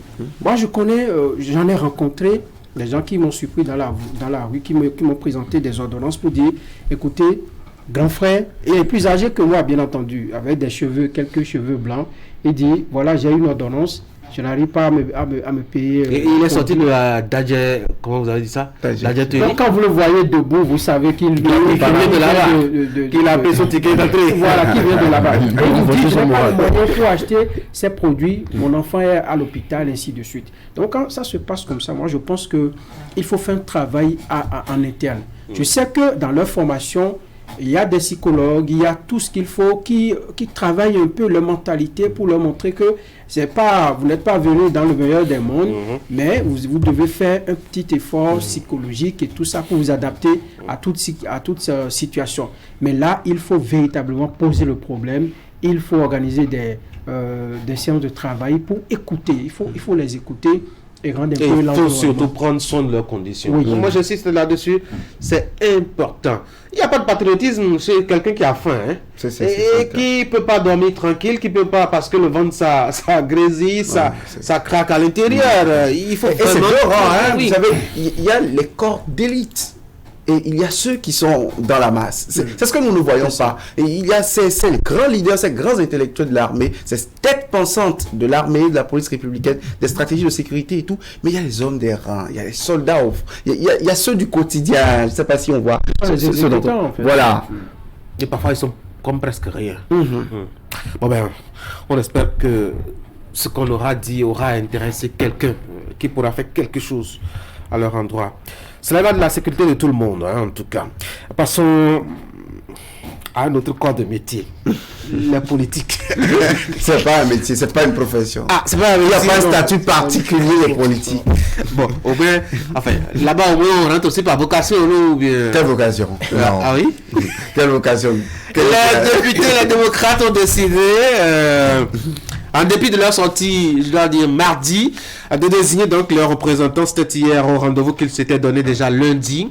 Ils ont désigné leurs représentants au niveau des institutions, tant au plan national qu'international, sinon sous-régional, et même à leur propre niveau, au niveau donc du Parlement. On connaît désormais, au niveau des commissions permanentes, ceux qui doivent représenter donc ce groupe parlementaire-là. Quant aux mauvaises fortunes, bon cœur, Eric? Je pense, 1 vaut mieux que 0. Et on l'a vu annoncer hier.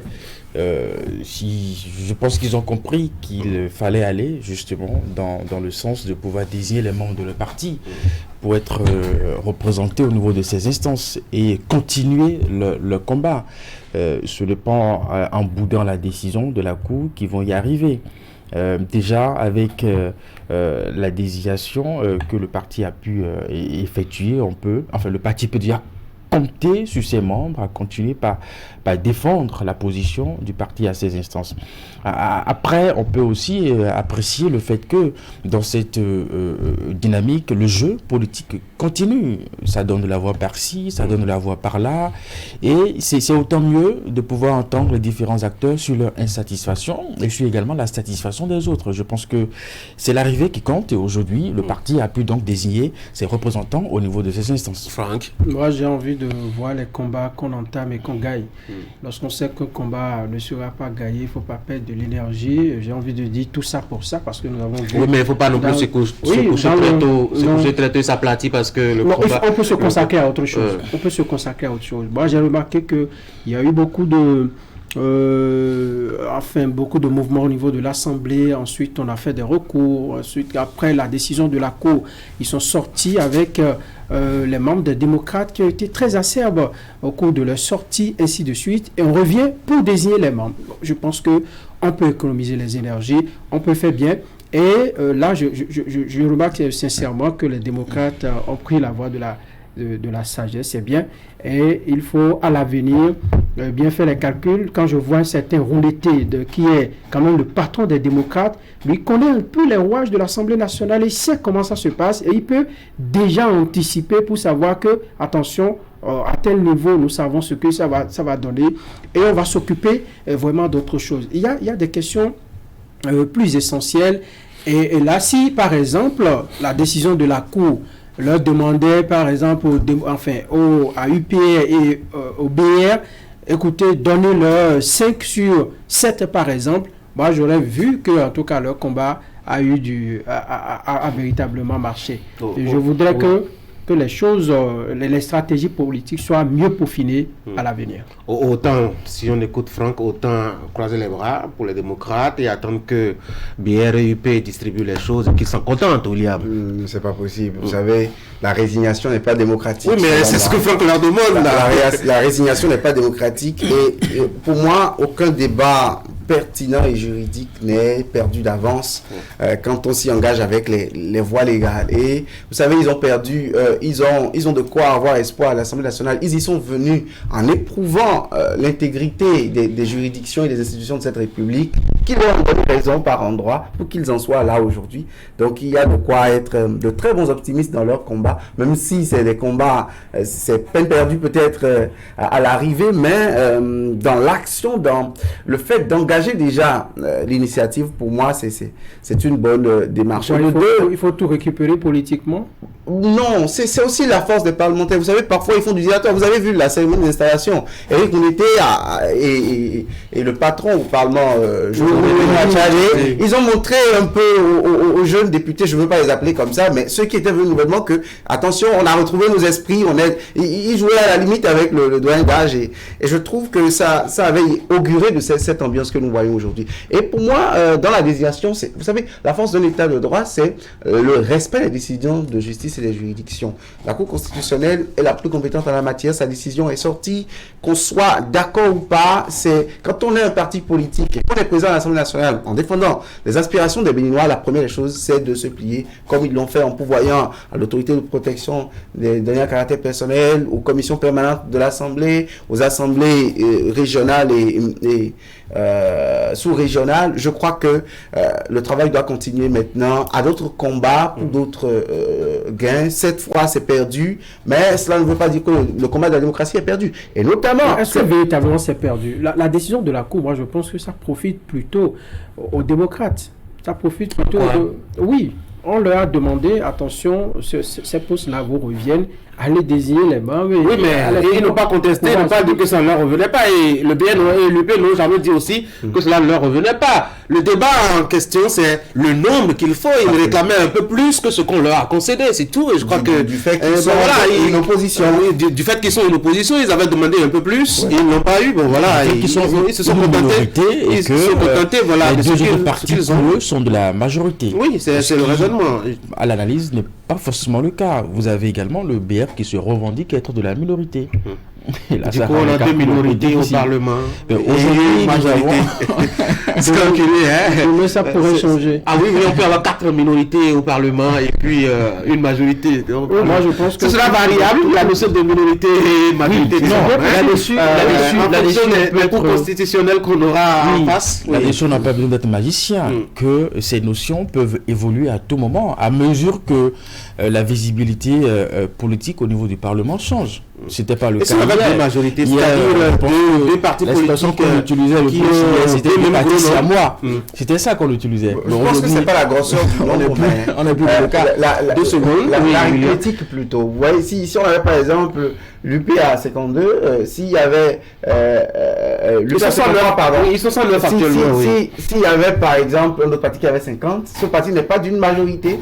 Il est d'une minorité parce qu'il y a un nombre plus élevé. Je crois que le raisonnement de la Cour est plus arithmétique. Ce que je dis, enfin, ce que moi j'imagine, et ça peut arriver, ils sont 3 partis là-bas, on peut avoir 2 partis qui ont 50-50, et puis un petit parti qui a 9 députés. Les partis qui ont 50-50, ils sont 2 partis de la majorité, c'est ça? Il y a le 50 et plus, si je suis le raisonnement de la Cour, et si je ne trahis pas l'esprit de la décision, il y a le 50 plus 1 peut-être, qui est la majorité, et l'autre 50. Oui, mais il n'y a pas de 50 plus 1 là, justement. Tout le monde a 50. Ok, s'ils ont 50-50 et que l'autre parti a 9 députés parce qu'ils sont 109, bon, la juridiction va... la Cour, on aura 2 majorités, et eux aussi vont commencer à se dire, bon écoutez, c'est nous la majorité, vous êtes la majorité, et ça va commencer le débat. Quand le cas va se poser, on est là. J'espère que le cas, pour la première jurisprudence de la Cour en cette matière, nous étions en face d'une configuration de l'Assemblée nationale qui était bien plus aisée à lire. Voilà. Et c'est ça qui avait amené la Cour à sortir cette notion. Mais là aussi, c'est plus aisé à lire. On a 2 partis qui soutiennent les actions du chef de l'État, et on sait que chez nous, on est en mouvance et on est en opposition. Le problème ne devrait pas se poser. Ça, c'est la majorité et la minorité présidentielle. Cette notion n'existe pas au sein de l'hémicycle, parce que là, on parle de majorité et de minorité parlementaire. Et c'est ça même la force de l'argumentaire des partis de la mouvance. Ils estiment que leur coloration vis-à-vis de l'exécutif n'a rien à voir avec la détermination du travail dans le législatif. Et sur la séparation des pouvoirs, ils sont bien pertinents. Mais ce qu'on dit, c'est que la notion de minorité confère aussi aux députés étant de la minorité parlementaire, c'est-à-dire quand ils sont de l'opposition, certains privilèges comme 2-3 postes par exemple, ce qui les arrangerait un tout petit peu plus. Et cet ordre d'idée, présence, pardon, dans les instances de prise de décision. Or, cet ordre d'idée, par exemple, ne manque pas de pertinence non plus. Donc, pour moi, il y aura toujours insatisfait et satisfait. Tout est jouable à l'Assemblée. Ils trouveront toujours les moyens pour que la République marche. Oui, alors on va passer au troisième sujet. Quand même, nous avons la raison. Il faut, dans le discours, vraiment montrer qu'il y a opposition. Encore que, quand on parle de la majorité présidentielle, cela ne prend pas seulement en compte le PR et puis le BR. Nous avons les autres partis de la mouvance dont on ne parle pas trop, Moël Bénin et puis les autres qui s'ajoutent. Oui, mais ils sont pas présents au Parlement. Donc, non, quand on parle de la majorité présidentielle. Allez, passons à un autre sujet, Eric. Le gouvernement qui s'ennuie beaucoup parce que les classements au niveau départemental... Oui. Ça ennuie beaucoup le gouvernement, qu'on classe désormais les départements en fonction de leur production en matière donc d'excellence à la fin des examens de fin d'année. On avait déjà la tradition d'observer un peu quelles sont les positions des départements par rapport à ces examens-là. Et désormais, il me semble que ce n'est pas tellement du goût du gouvernement qu'il déconseille vivement, Franck. En quoi est-ce que c'est pertinent? Non, moi je voudrais lire quand même dans le contenu je voudrais comprendre mieux la position du gouvernement pour pour apprécier. Le gouvernement dit que au niveau des départements, on n'a pas toujours les mêmes réalités par rapport à l'accès à l'éducation. Et donc, on ne peut pas dire que tel département a moins produit que tel autre. Et donc, je suis d'accord. Oui. Quand vous prenez les communes qui sont frontalières, par exemple, où récemment nous avons commencé par enregistrer des frappes de présumés terroristes, vous voyez qu'on ne peut pas espérer le même rendement que ces communes-là qui sont à l'intérieur, par exemple, le littoral. Lorsque vous prenez Cotonou, tout le soin qui est donné à l'éducation, les opportunités qu'on a pour aller faire des recherches, ainsi de suite. Là-bas, on vit constamment dans la psychose. On ne peut pas comparer ces deux régions-là. Et c'est en cela que je vois que le gouvernement a raison. Le classement semble un peu stigmatisant pour ceux-là qui... Parce que vous voyez, la Libori, par exemple, a tenu la lanterne rouge pendant plusieurs années. Et à chaque fois, on dit à Libori, département 12e, à Libori. À la prochaine session d'examen, on dit département 12e, à Libori. Ça veut dire que ça crée un choc dans la tête des acteurs de l'éducation. Et mieux, c'est que cela est accompagné de sanctions des acteurs de ces zones-là qui parfois n'ont pas les enfants pour les éduquer, n'ont pas les enfants pour enseigner quoi que ce soit à la saison des pluies. Les enfants partent au Nigeria, ils partent au champ. Ça doit être l'année passée, je crois, au courant juin ou mai, un truc comme ça. Et les enfants étaient le petit était en classe et il faisait le CM2 et le maître tout à son cours content, etc. Voit débarquer dans sa salle de classe un parent d'élève qui vient chercher son bio pour aller au champ, et ça dit que sans même sensibilité à l'enseignant. Oui, parce qu'on dit que c'est l'avenir de l'enfant est dans la terre, et donc il ne faut pas le laisser traîner. Ce n'est pas un facteur qui permet de lire un peu. Je dois dire, les endroits, il y a des efforts à faire et permet d'identifier justement les efforts précis à faire dans ces endroits-là pour améliorer l'excellence. Est-ce que si on tait ça ne va pas accentuer gravement, je dois dire, l'équilibre qu'il faut mettre dans l'apport en termes d'infrastructure, de personnel, d'attention quand on va appliquer à la lettre ce que le gouvernement dit.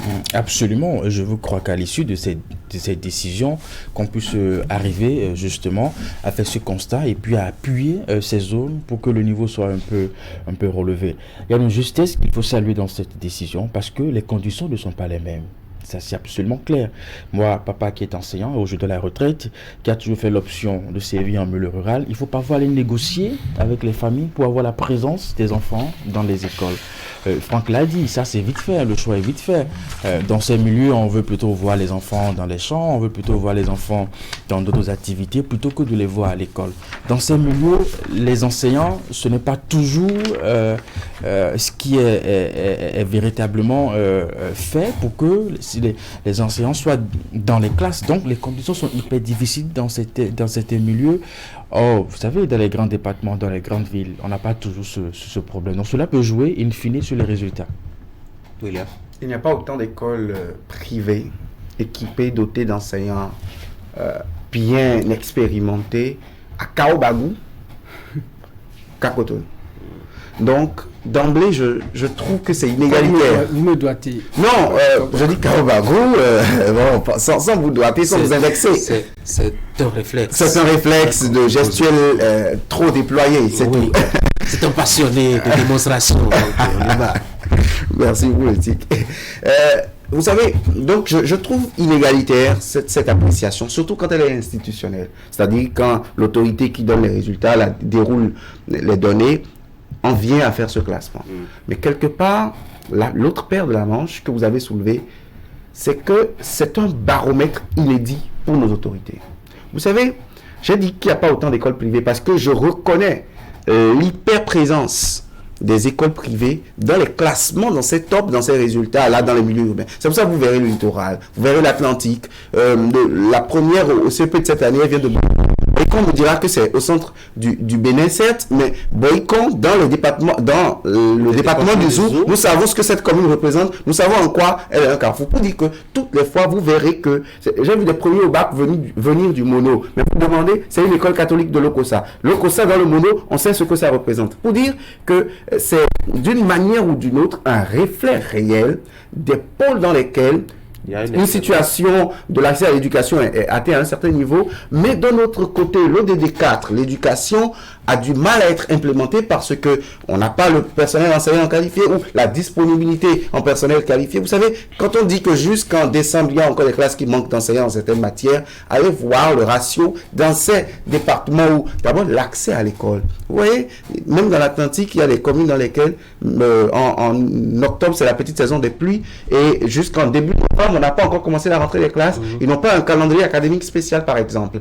Donc, pour dire que ces disparités-là, ces inégalités-là sont réelles, et je pense que l'État doit faire, le gouvernement doit lancer plutôt des travaux d'études genre, d'études de documentation des inégalités, de sorte à commencer par prioriser que cette suppression de ces classements tels que lus dans la presse, tels que dévoilés, soit plutôt remplacée, substituée par des mécanismes internes de l'administration qui lui permettent d'évaluer le niveau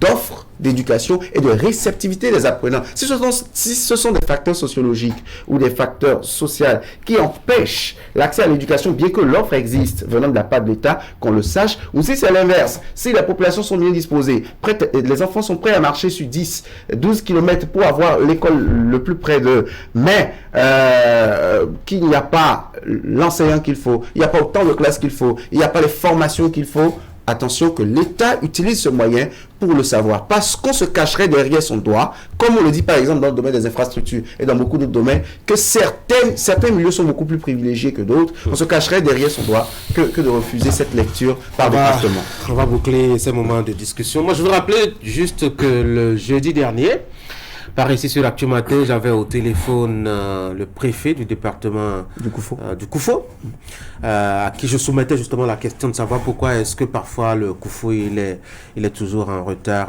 quand on se réfère un peu à ces genres de statistiques. Et il m'a dit, écoutez, ça nous permet quand même de savoir qu'est-ce que nous faisons et quels sont les résultats que nous avons à l'échelle nationale, parce qu'il faut se mesurer par rapport aux autres pour savoir ce qu'on fait dans son quotidien.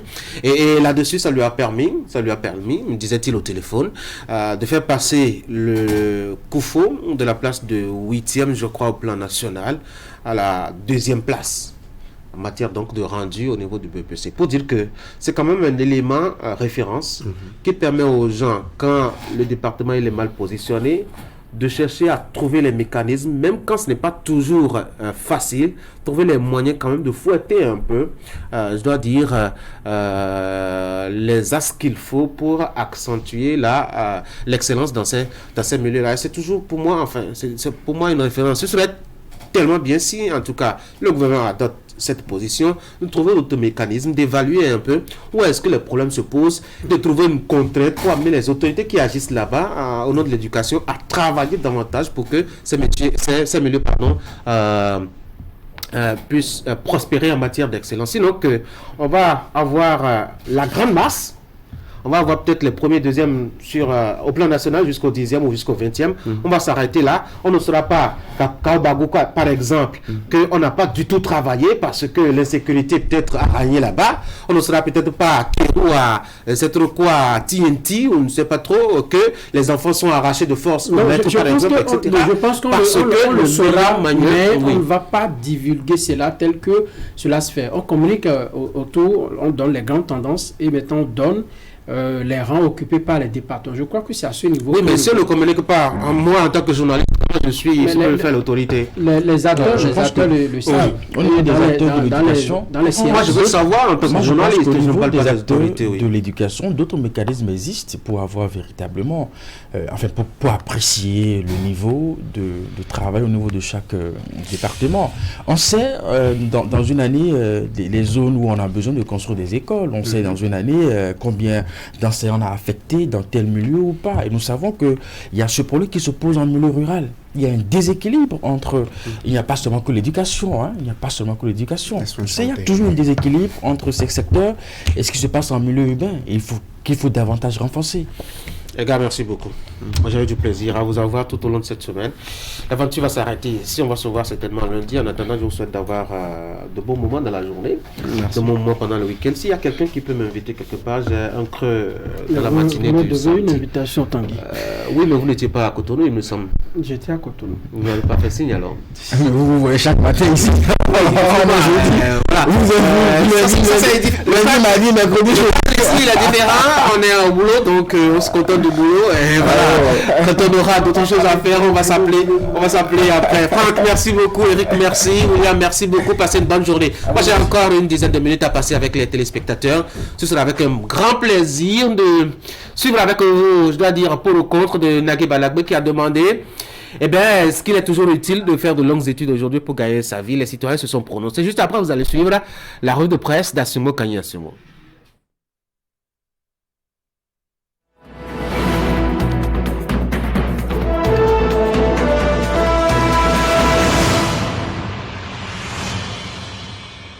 Moi, c'est Eudes Tossa. Je suis contre les longues études. De nos jours, nous sommes dans un pays sous-développé et la main-d'œuvre n'existe plus du tout. Donc, il va falloir que nos enfants ils essaient un peu après le bac, ou depuis le brevet même, déjà de commencer par s'orienter vers les métiers. C'est ce que moi je crois.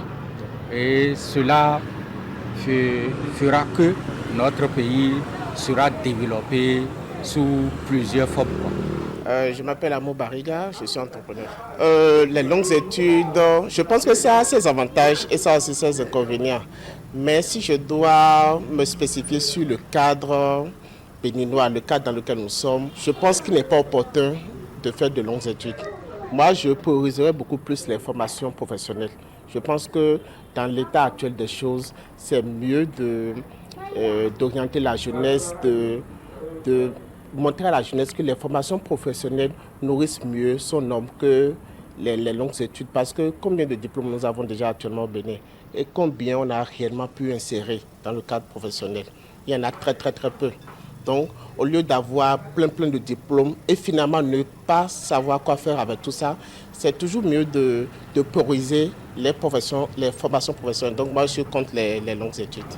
Moi, je m'appelle Boussari Abibat. Je suis pour les longues études. Selon moi, les longues études, ça a avantage, surtout qu'on va jusqu'à la fin, disons, le niveau maîtrise, par exemple. Ça a avantage. Tu peux trouver un boulot qui peut te demander ce diplôme-là. Mais si tu n'avais pas continué, disons, même si ce n'est pas le master, si tu n'avais pas le master, l'occasion s'ouvrait à toi. Et puis bon, voilà que tu n'as pas le diplôme, comment tu vas faire? Tu vas regretter dans ce sens. Mais s'il y a les moyens, s'il faut le faire, il faut le faire. Mais beaucoup pensent que continuer les études, c'est une perte de temps parce qu'ils se disent que le sous-emploi, avec le sous-emploi, ça ne sert à rien de gaspiller son argent et après, maintenant, rester à la maison, écrire les j'ai jusqu'à ce qu'il n'y a pas de débouché, rien. Vous comprenez? Donc, ils voient que c'est une perte de temps. Mais moi, je vois que c'est un bon choix quand même. Moi, je suis pour ça. Je me nomme... En collaboration avec le ministère de l'Économie et des Finances, le quotidien de service public La Nation tient sa rentrée thématique 2023. Thème, l'économie béninoise, piliers, dynamique et résilience. Rejoignez-nous le 27 juillet 2023 à partir de 9h pour la journée porte ouverte et sur nos plateformes digitales @La Nation Bénin sur Facebook, Twitter, YouTube et www.lanation.bj pour de fructueuses réflexions et débattre sur les forces et les challenges de l'économie béninoise. Entrepreneurs, saisissez l'opportunité du salon économique que nous organisons à l'occasion de cette rentrée thématique. Contact 55 92 73 23 94 31 22 63. Email commercial@oni.bj. Sponsor, ministère de l'économie et des finances, Ansia Bank, Isocel Bénin, Celtis, Lagab, ORTB, Fesicam Bénin, GDIZ, la Commerciale Afrique. La rentrée thématique de la nation, un événement grand public auquel nous sommes tous conviés.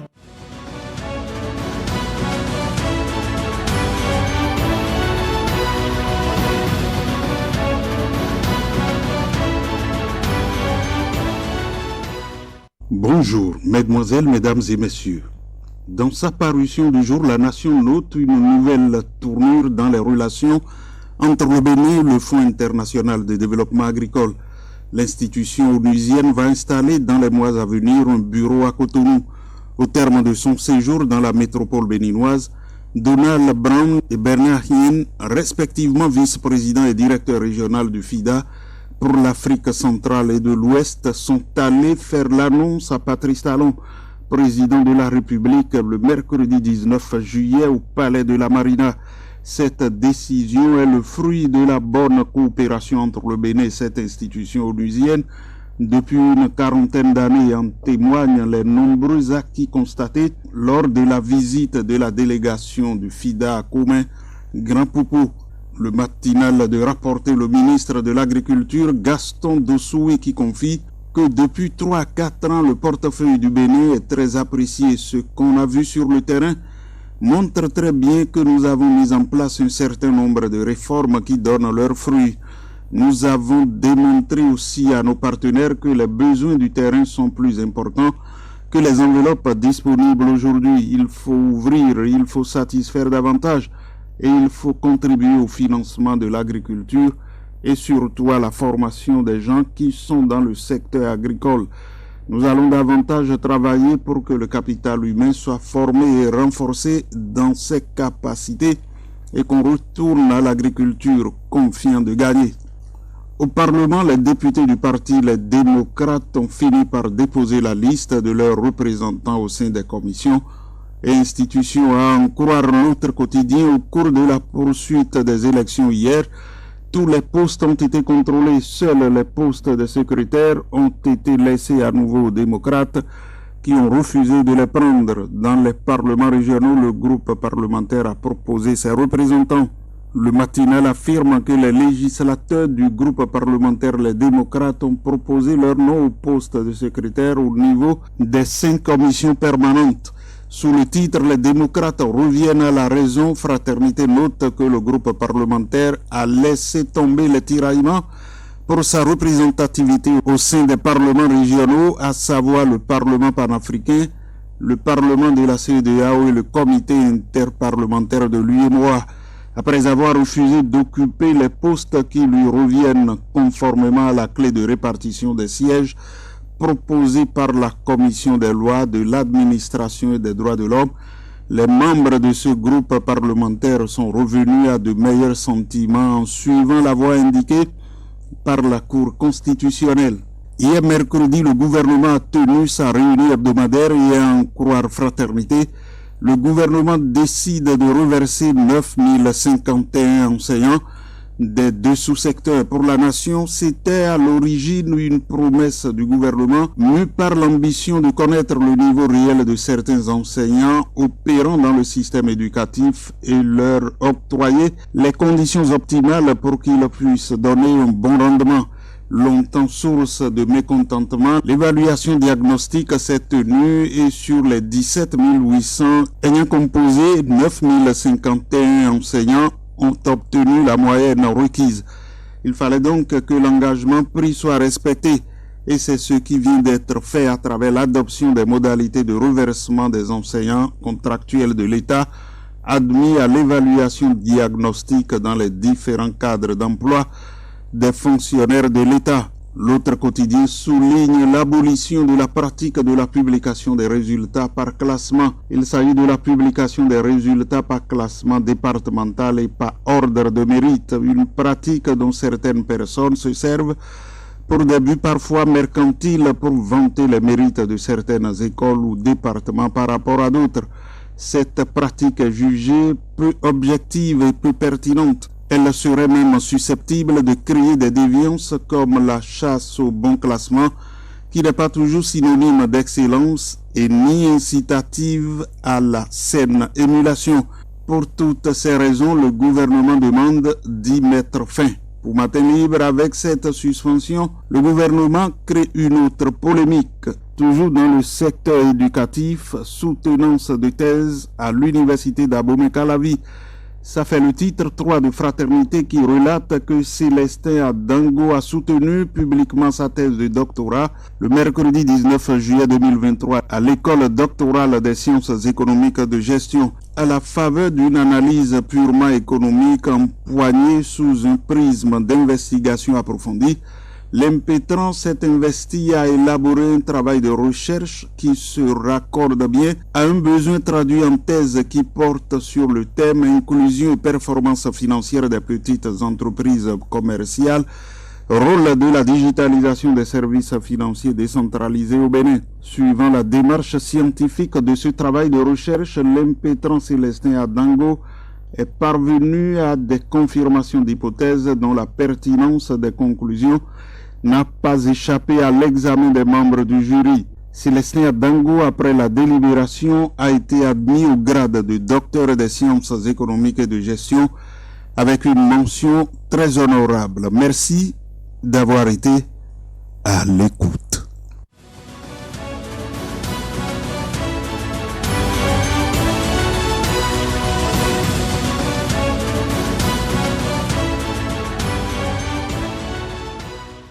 Voilà, mesdames et messieurs, c'est la fin d'Actu Matin pour le compte de ce numéro du jeudi matin. Merci d'avoir été des nôtres. C'est la fin aussi de l'aventure hebdomadaire pour le compte de l'équipe qui a pris la main depuis lundi dernier. Demain, vous aurez ici Wahab Alekbara pour achever la semaine. Je vais vous souhaiter une bonne journée et souhaiter surtout et avant tout un joyeux anniversaire à Achille Nyankadja qui souffle une bougie de plus aujourd'hui. Mesdames et messieurs, encore une fois, c'est la fin d'Actu Matin. Merci de m'avoir suivi. Rendez-vous lundi matin, dès qu'il sonnera 7h. D'ici là, vous portez très bien. Vous passez un excellent week-end.